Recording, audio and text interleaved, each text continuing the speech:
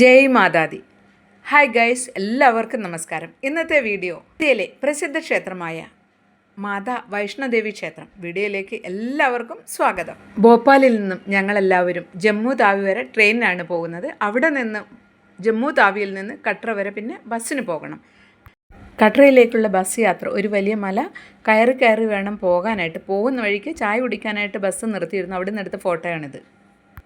ഞങ്ങൾ ഏകദേശം 4:30-5 മണിയാകുമ്പോഴത്തേനും കട്രയിലെത്തി. അവിടെ നിന്ന് പിന്നെ നമ്മൾക്കൊരു ടിക്കറ്റ് സംഘടിപ്പിക്കണം. അതിന് ടിക്കറ്റ് സംഘടിപ്പിച്ചതിന് ശേഷം ഞങ്ങൾ വേഗം പ്രവേശന ദ്വാറിലെത്തി. ഇവിടെ അമ്മ ഓരോ ഭക്തരെയും പ്രതീക്ഷിച്ച് നിൽപ്പുണ്ടാകും.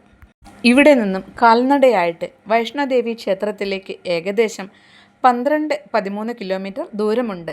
പ്രവേശന ദ്വാരം കടന്നതിന് ശേഷം നമ്മുടെ ലഗേജ് എല്ലാം അവിടെ സൂക്ഷിക്കാനുള്ള ഏർപ്പാടുകളുണ്ട്. അപ്പം നമ്മൾ ലഗേജ് എല്ലാം വെച്ചതിന് ശേഷം ഞങ്ങൾ അത്യാവശ്യം വേണ്ട ഡ്രസ്സും എടുത്ത് ഞങ്ങൾ യാത്രയായി. കാൽനടയായിട്ട് നടന്ന് ഞങ്ങൾ 8 മണി ആകുമ്പോഴത്തേനും പ്രസാദ ഭോജനം കൊടുക്കുന്ന സ്ഥലമുണ്ട്. അവിടെ എത്തി. ഞങ്ങൾ അവിടെ നിന്ന് പ്രസാദ ഭക്ഷണം കഴിച്ചതിന് ശേഷം വീണ്ടും രാത്രിയിൽ നടക്കാൻ തുടങ്ങി. അമ്മയെ ധ്യാനിച്ചുകൊണ്ട് ഞങ്ങൾ മുന്നോട്ട് നടക്കാൻ തുടങ്ങി. നമ്മൾ നടന്നു മടുക്കുമ്പം നമുക്ക് ഇരിക്കാനുള്ള സൗകര്യമുണ്ട്, വെള്ളം കുടിക്കാനുള്ള സൗകര്യമുണ്ട്, ഇൻ കേസ് നമുക്ക് ടോയ്ലറ്റ് പോകണമെങ്കിൽ അങ്ങനെയുള്ള സൗകര്യമുണ്ട്. അങ്ങനെ എല്ലാവിധ സൗകര്യങ്ങളും ഉണ്ട്. അപ്പം നമ്മൾ മെല്ലെ നടന്നാൽ മതി. കാരണം വേഗത്തിൽ നമ്മൾ നടക്കാനേ പാടില്ല. കാരണം നമ്മൾ കൊടുമുടിയാണ് കയറുന്നത് എന്നുള്ള വിചാരം വേണം. പിന്നെ അമ്മയ്ക്ക് പ്രായമായല്ലോ. ഞങ്ങളങ്ങനെ നടന്ന് ഏകദേശം 12:30-1 മണി ആയപ്പോഴേനും അർദ്ധകുവാരിയിലെത്തി. ഭൈരവനിൽ നിന്ന് രക്ഷപ്പെടാൻ വൈഷ്ണോദേവി 9 മാസം ധ്യാനിച്ച ഗുഹയാണിവിടെ.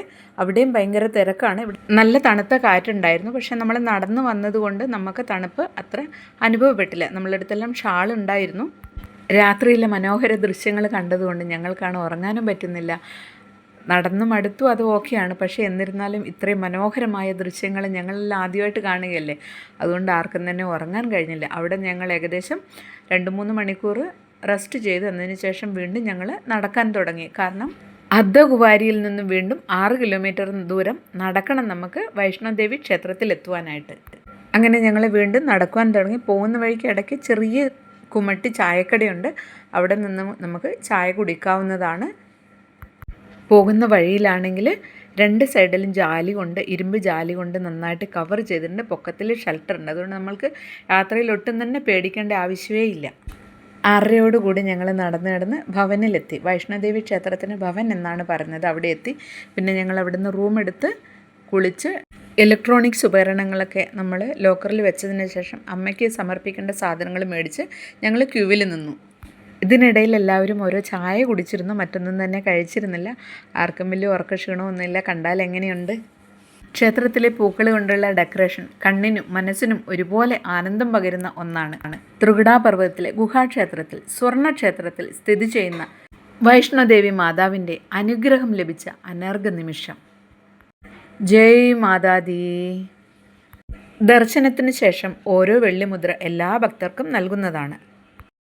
ക്ഷേത്ര ദർശനം കഴിഞ്ഞ് ഞങ്ങൾ വരുമ്പോഴത്തേനും 11 മണിയായി. എന്നതിന് ശേഷം ഞങ്ങൾ ഭക്ഷണം കഴിച്ചു. അതിനുശേഷം വീണ്ടും ഭൈരവസ്വാമി ക്ഷേത്രത്തിലേക്ക്. ഭവനിൽ നിന്നും ഏകദേശം 2.5 കിലോമീറ്റർ ദൂരമുണ്ട് ഭൈരവ്നാഥ് ടെമ്പിളിലേക്ക്. അത് കൂടുതൽ കയറ്റമുള്ളതാണ് വഴികൾ. അതുകൊണ്ട് നമ്മൾ ഒന്നും കൂടെ സാവധാനം ശ്രദ്ധിച്ച് വേണം നമ്മൾ കയറ്റം കയറുവാനായിട്ട്.